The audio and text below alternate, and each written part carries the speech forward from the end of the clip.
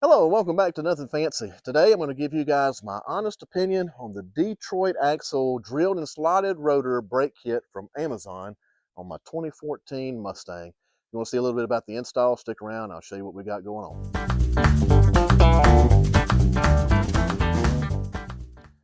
First off, I want to go ahead and say straight out the door, I really do not have anything bad to say about this brake kit. For the money that I have into it, I am more than pleased with this set from Detroit Axle. You can't really see them too well.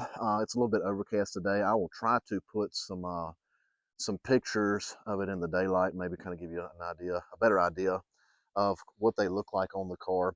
The installation was really straightforward. I didn't have to do any modification. Everything was just take off the old part and bolt on the new. A couple of reviews have said that they've had issues with the clips that help hold the pads in place. I myself did not have any issues. This was really a pretty straightforward job. I haven't had any noise issues. I haven't had any stopping issues, no grinding. Just to give you guys an idea, I actually put these on several months ago. I meant to make this video a whole lot sooner than I have. But just to show you how many miles I've actually put on this, I restarted my trip. I have put over 2,800 miles on this set of brakes. And again, I've had zero issues out of it. My stopping power is good. I've had no noise. Really phenomenal set from Detroit Axle. Matter of fact, I liked this brake set so much, I needed to get some new control arms because I've got a little bit of slack in one of my ball joints. And I bought a whole set of control arms for both sides for really cheap. So if you've been looking at the Detroit Axle kit, wondering if it's worth getting for your car, I'll say for the money, I highly recommend this. Zero issues with it, zero problems. So I hope this video helps. If you want to see how the install went, I'll show you a little bit how that goes. Just stick around. Okay, so the first step is we're going to get the car jacked up. I have it jacked up just on the pinch weld right here, good enough for the tire to be off the ground, enough that we can get it off of there. You're going to need a 21 millimeter socket on a impact, and so we'll take off these lugs, pull the tire off.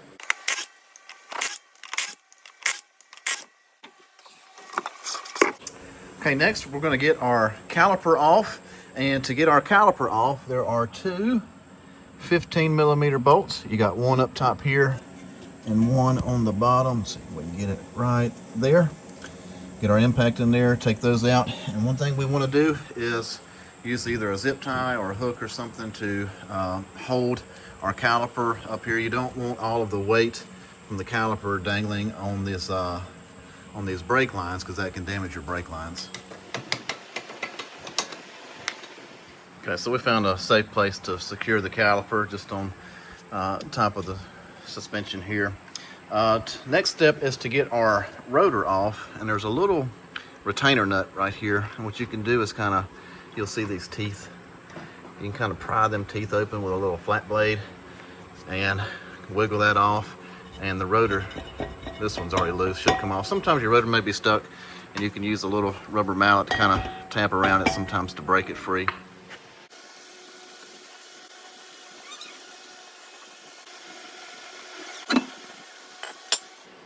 Okay, so the next step we need to do is reinstall our rotor, and the rear rotors are a little bit thinner than the front rotor, so you want to make sure to grab the thinner out of the two. And I'm not positive, but I do believe, based off of the way that these rotors are slotted, that they are directional.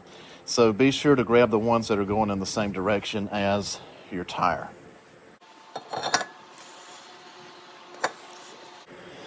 Once you get your rotor back on, you can then take your little retainer nut with the teeth facing out,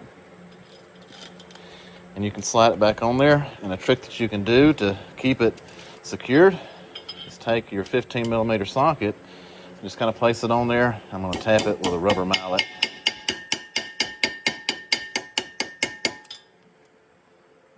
And now that rotor is secure.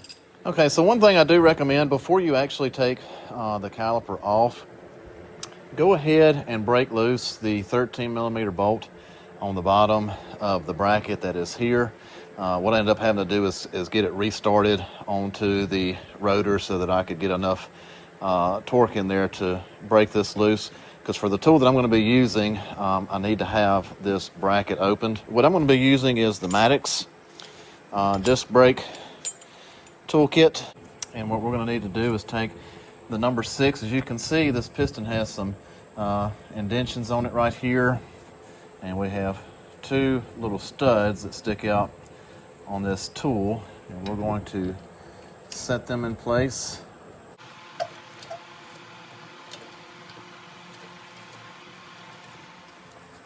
Okay, now that we got the piston reset, we can break our tool loose right here. Just slide it out. Now, one thing you want to make sure of once your caliper is depressed is that these 2 indentions right here are both facing up and down, because there are some pieces on the back side of your pad that do line up and go in there. So very important, have them facing north and south. Install our new shims.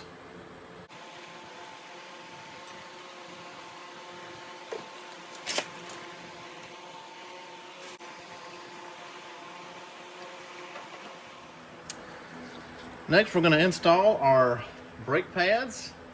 And you can see one has the, I guess you can call it the brake squealer to let you know when your brakes are about to warm. That one's usually going to go into the back, because typically your back pad is going to wear a little bit quicker than your front pad. So we will install. I'm going to go ahead and tighten these bracket bolts right here. And I'm sure there's an actual torque spec, but we're just going to get them good and tight because they were pretty hard to break. So I imagine they need to be pretty snug. Next, I'm going to pull out my slide pins here. And these actually look pretty lubricated. So if you pull these out and they look really dry, this Detroit axle kit does come with some grease there. And some people grease right here on their little shims or sliders, whatever you want to call them.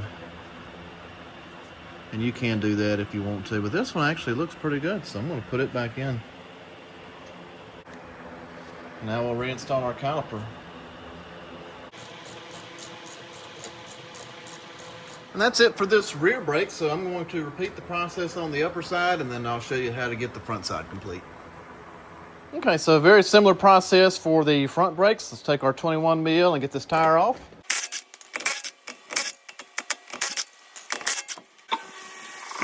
Okay, now that we got the tire off, we're going to go ahead and undo these bolts that hold the caliper onto the caliper bracket. It is a 12 millimeter bolt, and they are pretty snug. I'm just going to take my hammer and get it broke loose. There we go. Watch your hand there. Talk about a knuckle buster. Okay, next up, we're going to take the caliper bracket bolts out. And to get to these, I found the easiest way is to have a impact rated wobble socket. All right, once we get our bolts out, we can take our caliper off. And we would just try to secure it right here. And now to get the rotor off, it's the same process as the rear. Take out your little retainer nut, you can pry it up. And once you get that off, the rotor should slide right off. Okay, so this rotor is actually seized up a little bit. So to show you what you can do to get it freed up,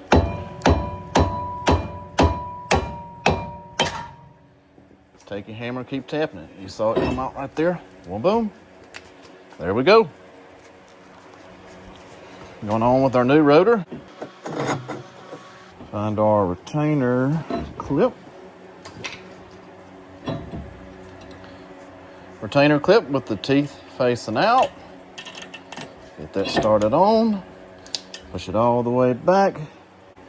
15 mil socket. Put it on there.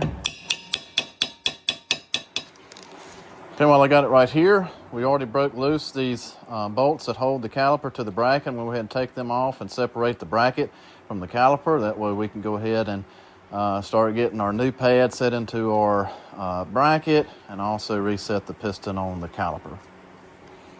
Okay, so to depress the brake caliper piston, it's very similar to the back. It's a little bit easier because we don't have to worry about the indentions like we did with the rear brakes. But there are 2 pistons on the front caliper, so we will have to do this process twice, once for the bottom, one for the top. But very much the same thing, just get it started. And start pressing it in. Oh, slipped off. Now you can see how one of the pistons is all the way depressed. Now we're going to do the same thing to the one on this side. Okay, so next we're going to start building our caliper bracket. We're going to take these old shims off and begin replacing them with new shims.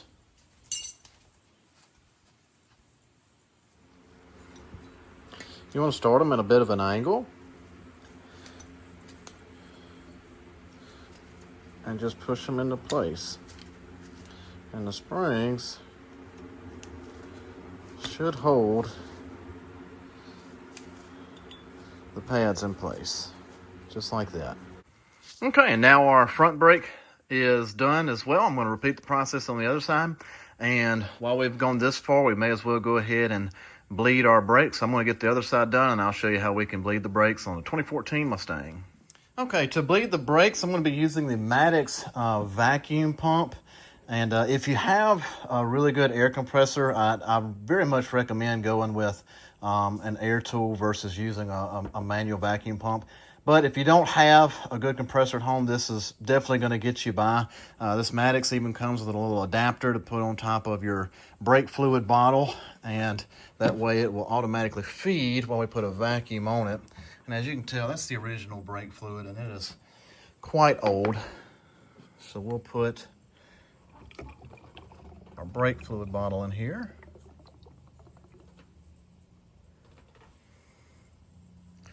And that will automatically feed as we start our vacuum. Okay, so what I'm going to do now is I got an 11mm on my brake bleeder. I got my vacuum line hooked up. I'm going to draw a vacuum on it while it's closed of about 20 pounds, and I'm going to crack it open and try to maintain that vacuum. So one thing I did forget to mention, whenever you're bleeding your brakes, you want to start with the wheel that is furthest away from the driver, or from the master cylinder. And so you would start right here on your right rear, work your way over to your driver rear, up to your front passenger, and then last you'll do your front tire. I got about two little cups full out of each caliper or brake bleeder, and that should have circulated our fluid pretty good. You want to check your fluid whenever you're done. I can see mine sitting about right here in between the minimum and the max. So that's good to go. We did a complete brake job. Took about a day to complete. And we got this done with less than or right about $200.